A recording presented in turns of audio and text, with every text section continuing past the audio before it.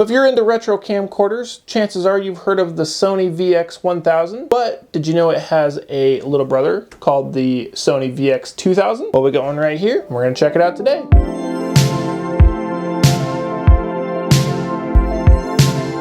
Welcome back to my camera collection. In today's video, we're going to be checking out the Sony DCR-VX2000. We'll be looking at the specs on this camera, then we'll go around and look at the physical features on it. And at the end of the video, I will show you some of the video footage that comes out of it. So with all that being said, let's get into today's video. So the Sony VX2000 came out in the year 2000 and was manufactured all the way up to 2003 until it was replaced by the Sony VX2100. Everybody says that the Sony VX2100 was pretty much a copy and paste of the 2000. It just apparently did a little bit better in low light. So if you get yourself a VX2100, it's pretty much the exact same camera as the 2000, just does a little bit better in low light situations. And when the Sony VX2000 came out in the year 2000, this guy was a whopping $3,000. So pretty spendy for what you got back in the day. And it's in my opinion, I think it still has a very good video quality to it. Not worth $3,000 by any means, but you could definitely see where the price point would come from one of these cameras 23 years ago. So this camera does have a 3CCD sensor in it, so you know you're gonna be getting some great video quality out of it. The sensor size on it is 1/3 of an inch. It has a 12 times optical zoom along with a 48 times digital zoom. And the minimum lux on this guy is 2 lux. So the lower the lux, the better it does in low light. So 2 lux is pretty good, honestly. So each of the 3CCD sensors on this camcorder produce 380,000 pixels. So that comes out to be 1,140,000 pixels that the entire sensor system creates, which is quite a bit. It does have a 2.5-inch LCD screen on it. Definitely, I think they could have made a little bit bigger. I wonder if the Sony VX2100 has a 3.5-inch or still a 2.5-inch. Not sure. Definitely could have made it a little bit bigger. And another thing to mention on the camera, I feel like most cameras that are in this kind of shape here, the hinges for the LCD screen are kind of moved forward a little bit more. And on the Sony VX2000, the hinges are back a little bit more. So the screen sits all the way to the very back of the camcorder. Making it, I don't know, I don't want to say weird, but it's different than a lot of other camcorders. Like if anybody out there has messed with a Canon GL1 or a Canon GL2, the LCD screen sits forward a little bit more, and then you have some dials and stuff that are more in this area. I mean, this one has just the screen opening mechanism. So kind of a weird spot for the LCD screen, in my opinion. It just kind of sits far back. And then it also has a 0.5-inch LCD viewfinder on it, or a 1/2-inch LCD viewfinder. The maximum shutter speed on this camcorder is 1 in 10,000, so you can go pretty high on it. And it's also got some digital effects. You can do superimpose, flash motion, luminance, key trail, and old movie. Those are some of the digital effects that you can do. And some of the picture effects that it performs: negative art, sepia, black and white, solarize or polarize. Some cameras call it something different, but yeah, polarize or solarize, slim, and stretch. Kind of the basic Sony digital, or I guess picture effects that all Sony camcorders have and come with. Kind of funny that such a professional camera from back in the day still has picture effects like that. You can also choose from 12-bit and 16-bit audio. It has a horizontal resolution of 460 lines, but when you're watching playback on the camera itself, it performs 450 lines. It has a few different exposure programs on it. You can choose from manual, backlight, and spotlight. So those are just some of the specs on this camera. You can go online and find some more nitty-gritty specs if you would like to. Those are the ones that I find important and useful. So let me know if you want more detailed specs on the cameras that I talk about. Leave me a comment in the comment section. But now that that's all said, let's cruise around and check out the physical features on this guy, shall we? So when I got this camera, it came with the original Sony lens hood or lens cap. And the only way for this to attach is if you have the rubbery plastic sun hood or lens hood on it. And I have a piece of grass in there somehow. Don't know where that came from. It did come with this kind of well, it's rubbery on the outside, but the texture, I guess the quality of it is more plastic. It's kind of more of a rubber coating around it. But it comes off just like any other hood like this. You unscrew this little screw on the side, and then you turn it counterclockwise, and it pops right off. It's a little finicky, but once you get it on, it stays on very well. It does have a 58mm lens thread diameter on it, so any form of a fisheye, wide-angle lens, or some form of a filter like ND filter, polarized filter, anything like that, that's the size that you would need. A lot of cameras like the Canon GL1, GL2 cameras, and a lot of more modern cameras use 58mm lens threads. It's pretty easy to find a fisheye for this if you want to use it for skateboarding or anything like that. And like I said before, it does have a 12 times optical zoom on it with a 48 times digital zoom. The aperture on this guy, so when you're all the way zoomed in, it will focus to a 1.6 aperture on it, so it has a pretty good blurry background when you're zoomed in all the way. Not only I want to say zoomed in all the way, like if you're zoomed all the way out, it obviously doesn't have like the crazy blurry background effect and low light capability, but when you're zoomed in, focused on like someone's face or something up close, it gives it a very good blurry background. It does have a focus ring, manual focus ring, and a manual zoom ring on it as well. Now this one is actually very handy. It has two settings of a ND filter. You can do a 1 or a 2 or turn it all the way off, and the camera will usually tell you if you need to turn it to a 1 or a 2, or if you have them on and it's too dark, it will tell you to turn them off. So pretty smart system on it for being 23 years old. Next to that, you do have a index mark button, and then your focus switch here to switch it from manual and autofocus. Now something with this camera, I noticed if it's a little bit too low light, it doesn't really like to focus that well, especially, well, honestly, mostly with just a fisheye on it. If you're gonna film fisheye, just make sure it's in a nice bright location, or you have some form of a filming light on it. And then below the focus switch here, you have a push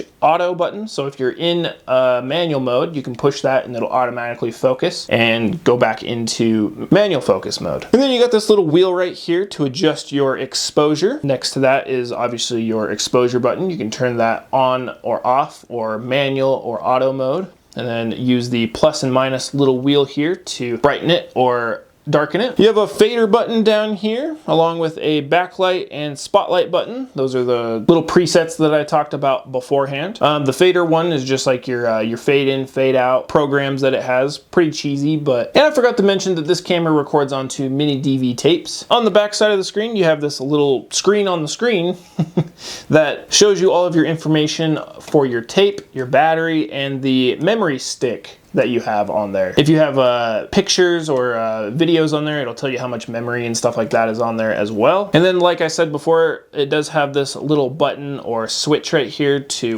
pop the screen open, and then you can swing it open and do what you need with it. And you can flip it all the way around and it will lock into place as well with it all the way backwards.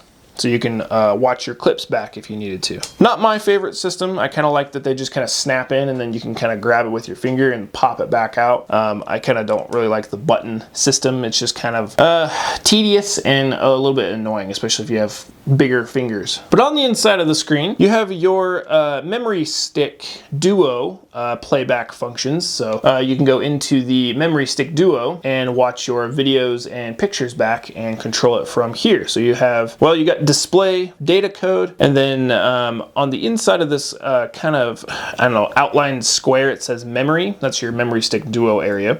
You have your play, index, delete, plus and minus, and memory mix. So plus and minus is to kind of get around in there, like go left and right on it or up and down. So yes, you can record video to the memory stick duo. I just don't think they hold very much memory on them. You'll probably need quite a bit of memory stick duo cards to have enough video for whatever you're filming. I definitely just recommend taking pictures on it. And then below that, you have title, digital effect, and picture effect. So those are those other programs that I told you about earlier. And then you have a little timer button. I think it's a 5-second timer. So you can push that and then it'll turn the little stopwatch will pop up on the screen, and then you'll hit record and it'll beep at you. I think 5 seconds goes by and then it'll start recording. So it's a timed record setting. So kind of cool. I don't know if you can change it to different time intervals, but I'm pretty sure that it sits at 5. And then below that, you have a switch for your zebra effect, which you can switch between off, 70, and 100%. And then you have a reset button. So if your camera's kind of being finicky or wigging out or something like that, you can push the reset button, and a lot of times that will fix some glitchy issues of some sorts if you are having that. And then hidden next to the screen door hinges is your playback speaker. It's this little spot right here. It's kind of D-shaped with the holes in it. And then on the left side of the screen, you have your LCD brightness and your volume for playback. You can play with those as well. Coming along the back side of the camera, you do have auto lock, kind of a manual mode. So auto lock, it just makes the camera sit in a auto setting, so you can't play with any of the exposure or the shutter speed or the programs or anything like that. It's just straight auto. And then manual mode, it accesses all of those manual settings that you want to be able to use. The hold setting, you can set all of your manual settings that you want and then go to hold, and the camera will hold the settings that you have. You got your menu button here, and then next to the menu button to the right is the scroll wheel for the menu button. Very traditional for a lot of Sony camcorders. They scroll up and down and then they push in like a button. That's how you get around in the menu. But it's also how you can adjust the audio levels, the white balance, shutter speed, and the program. And then you have your slot for your memory stick duo, pretty much Sony's version of SD cards from back in the day. Right below that, you have the DC in, so you could power the camcorder and charge the battery. And then the viewfinder, I find kind of weird because a lot of viewfinders, well, I guess I'm used to a lot of Canon stuff, so they usually will slide out and then swivel up and down, but this one doesn't. It just swivels up and down, and that's it. And then obviously underneath you have the little adjuster for your eye to be able to focus it to how terrible your eyes are. And then on the right side of that, there's a little button. It is the battery release button, and you push that, slide the battery up and out, and there you go. Coming along on the right side, you have your traditional area for your power switch and your record button. If you switch it up, it goes to camera mode, and if you switch it down, it goes to VCR mode or playback mode. And then there's a little lock switch right here, so it actually goes down twice. You can go into record mode or memory stick duo mode, and then if you have a memory stick duo, you can choose to record or take pictures with it. And then there's a little lock button right here. If you don't want to accidentally go into the memory stick duo mode, you can lock it, and it will prevent you from accidentally going into that menu. One weird thing about this camera though, it has a little bit of a glitch to it. It's a little finicky. So when you turn the camera on and you go to, it mostly does it when it's in playback mode, but if you push the power switch or you play with it just slightly or move it in just a way, the camera will like turn off and turn back on. I don't know why it does that, and sometimes if you push the record button a little too hard or push it in a certain way, it'll do it as well when you're in record mode, and I'm not sure why it does it. I've never seen a camera do that before, so I'm thinking maybe behind the switch where the contacts are for like maybe some ribbon cables or something like that. It might be dirty or something. I'm not really sure. The camera works fine. Like, it plays tapes and records tapes completely fine. You can fast forward and rewind and do all that stuff with it. It just has that weird finicky power switch, and I don't know why it does it. Next to that though, you do have a eject button, so you can eject your tape. And this one's a little weird. And not weird in like a bad way, it's just weird that a lot of times when you load a tape in or eject a tape, usually the door will pop open and then the tray moves up and then it pops the tray out.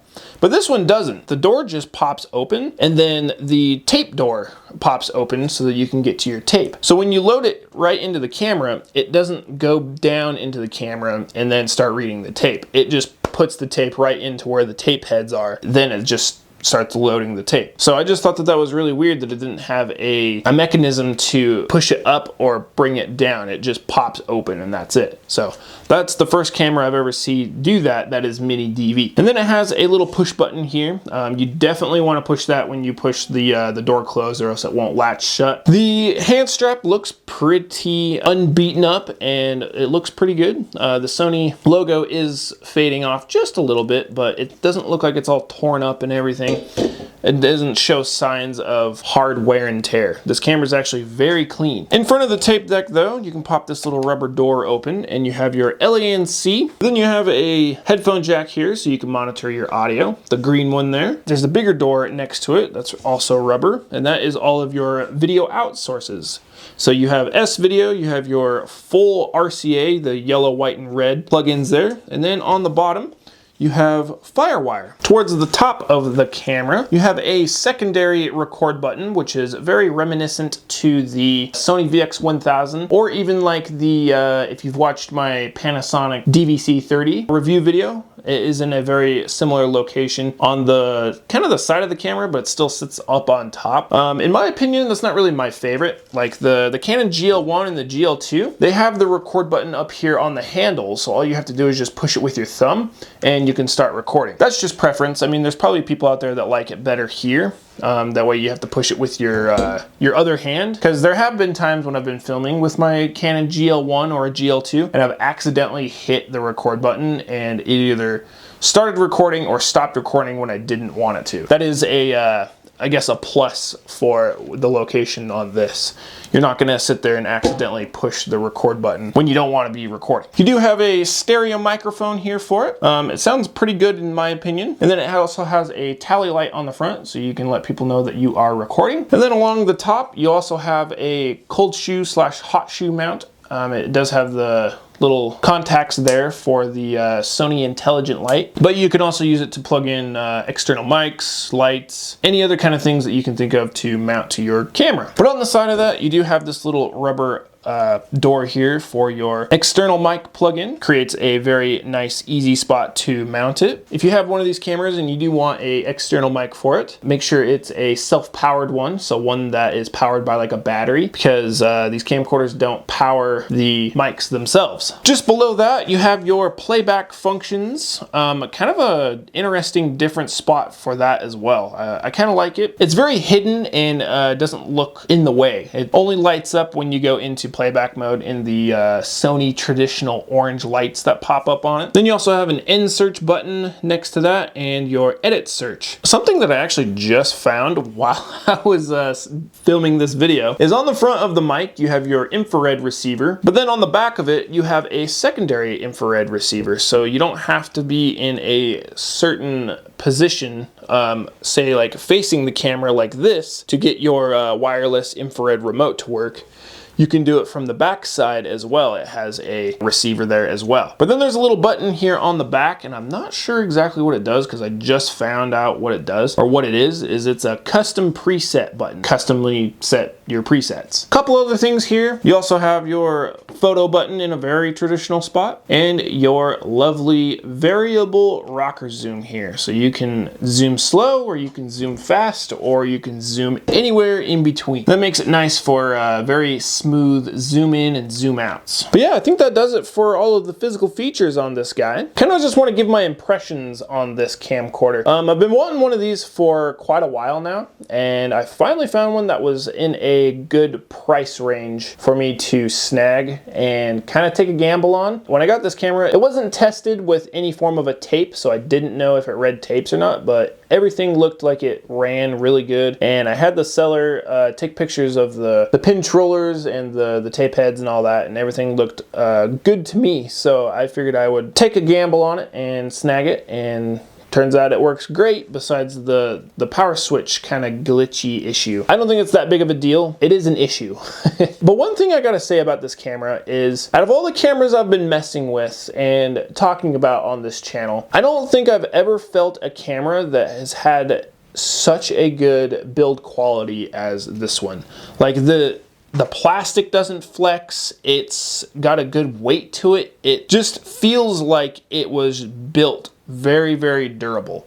And I really like the way that it feels. And I just feel like, this sounds really stupid, but I feel like you could be out filming and if somebody was trying to rob you, you could use this camera as a weapon and like beat somebody up if they were trying to like rob you or something. Like that's how solid it is. It's just a brick. If you're looking for a camera that just has a very solid build quality and just feels very well made, definitely look at a Sony VX2000 because they're really nice cameras. I really enjoy it. So if you want to buy this camera for yourself, I will have it listed up on my eBay store. And if you have one of these for yourself already, I will leave links to batteries, chargers. I'll have links to tapes, video converters, compatible fisheyes, any other kind of accessory that is compatible with these that I think would be helpful for anybody out there. So definitely check the description for those links. So other than that, yeah, let's check out some of the video footage that comes from this camcorder, shall we?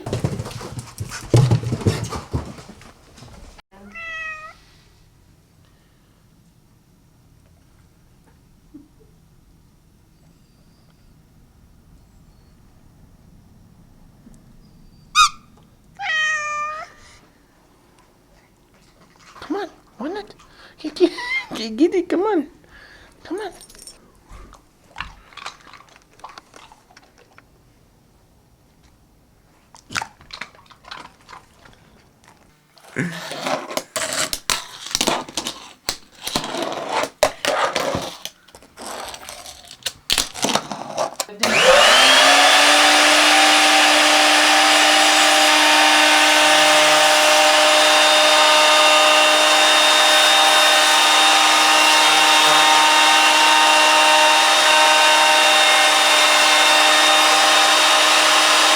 Like the grain in it? Yeah, it looks sick.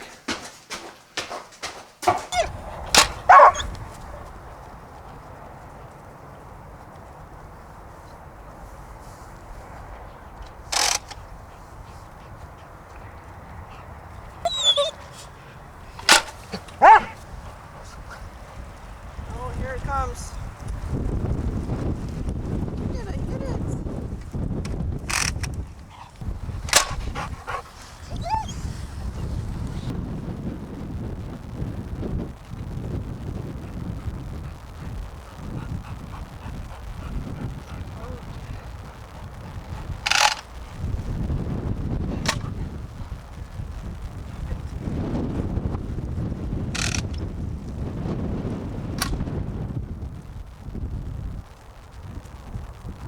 No, you don't have to do that, you know?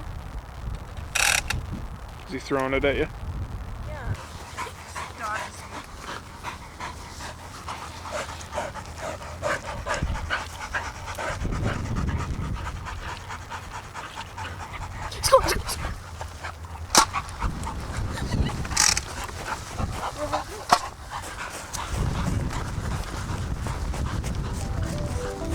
So thank you all for watching. If you enjoyed the video, make sure you like it. And if you enjoy the content, make sure you subscribe because we talk about old school retro camcorders pretty much on a weekly basis. And on that note, we'll see you in the next video. Have a good one.